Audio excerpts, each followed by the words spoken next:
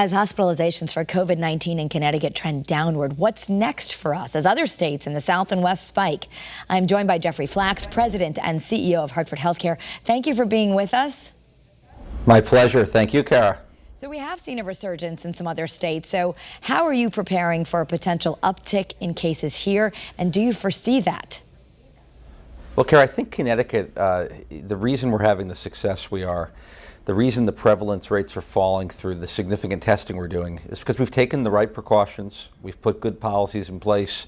There's been great adherence to it. So I think in many ways, when you see the disparities now that start to exist across different states and different parts of the country, it really does come back to the approaches different communities have taken. And I'm really proud of the work we've done. And to your point about do we envision it could come back, my answer is if we contain what we're doing today with the policies, procedures we've put in place, for the foreseeable future, we should be, I think, in very good shape. But as we look into the future, there is great risk when we think about the winter and the convergence of the regular flu with the potential for COVID-19. Yeah, we're not out of the woods. So just about a year ago, it was announced that you would be named the new president and CEO of Hartford HealthCare. Quite a year. What's that been like for you? Well, it's a tremendous honor to lead this organization. We have amazing people doing amazing things here and heroic work. It's been an incredible year.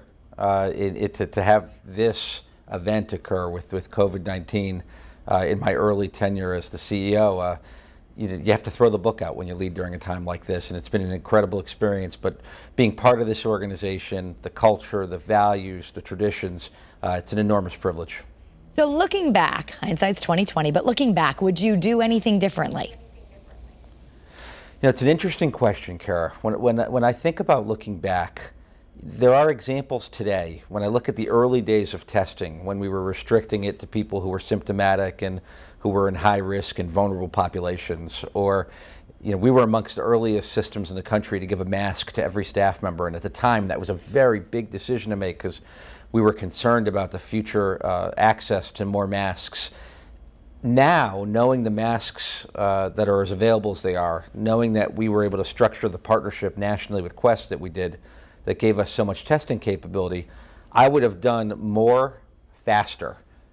But with the facts that we had at the time we made those early decisions, it's hard to say because we had to be protective of this community and we had to make sure that we were preserving those resources because there were so many unknowns. Jeff Flaks, CEO of Hartford HealthCare, always good to be with you. Thank you for being here. Thanks, Kara.